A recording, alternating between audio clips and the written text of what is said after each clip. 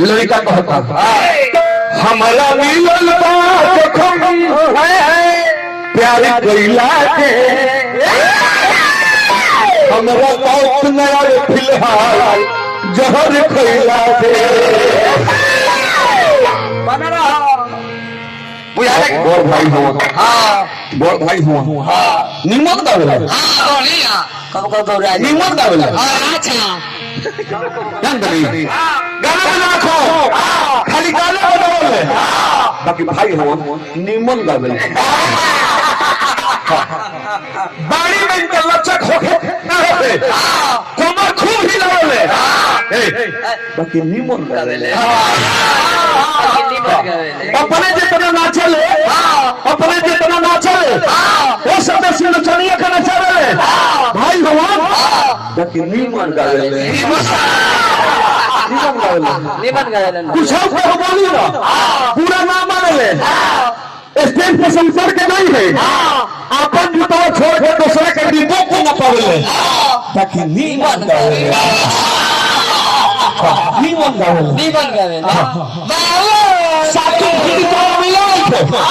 सातु फिटी को मिला है मगर सम्राट लिखा है रोवाल के कुछ मत कहो बाकी नीमन गावे निमन गावेले निमन के निमन बड़ाई हुई निमन गावेले जे लगावे जाला ओ गांव के मुखिया जी लोग वही पर अपने बगल में बैठावेले कि कुछ बोली ना बाकी निमन गावेले निमन गावेले छोड़ के कुछ ना तो हलाई भाई हो गावस कम में दस कम बात नहीं है सेठ बिरादरी हो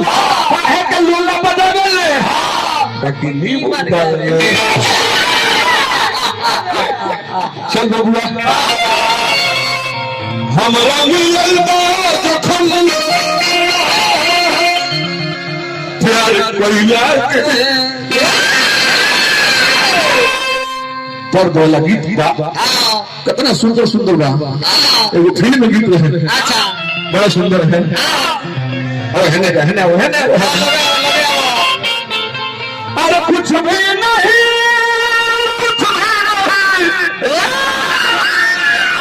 कुछ भी नहीं अरे जाओ जाओ जाओ किसी बैद को बुलाओ मैं हूँ प्रेम रोगी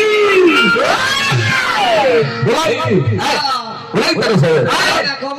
बोले वाला करो चल तो मीठी सुनो सर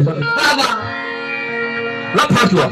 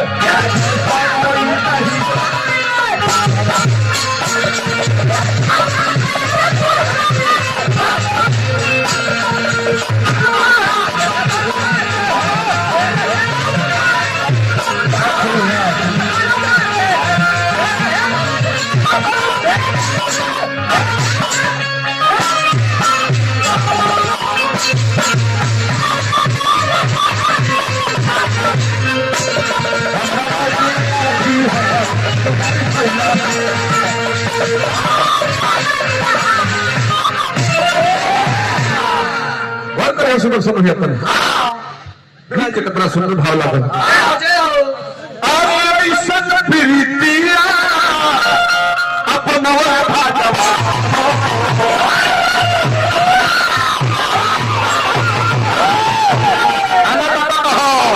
वैसा प्रीतिया भगवान हो प्यार को के लोग ले तथा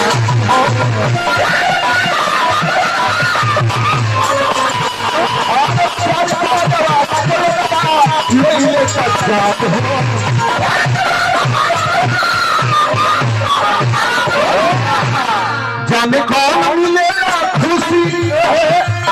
हमके रोइया से, कौन मिलेगा खुशी हमके रोइया से,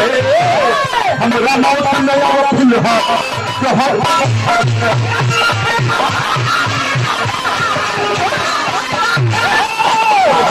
मौत नया फूल है जो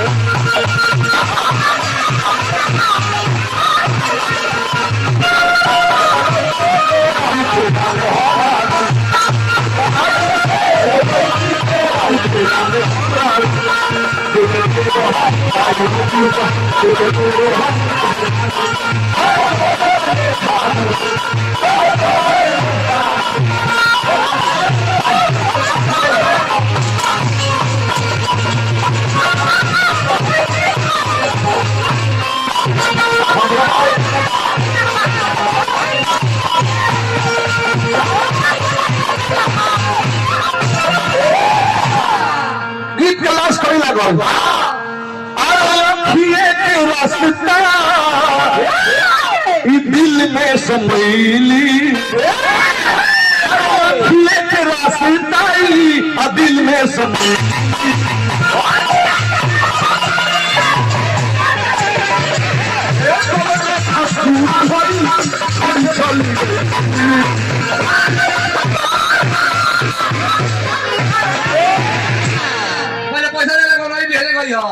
रामा भैया के दरवाजा है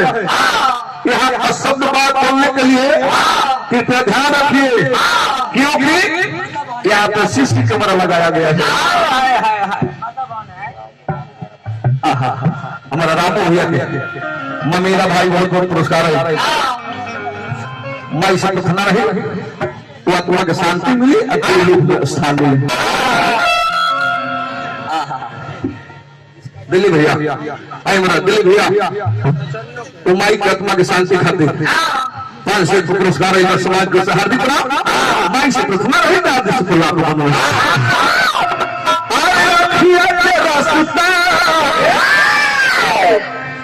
दिल में समैली कौन हसूर भई कि छोड़ी चली गई कह दे तो हर कमरो संतोष माया के गईला मौत में अब फिलहाल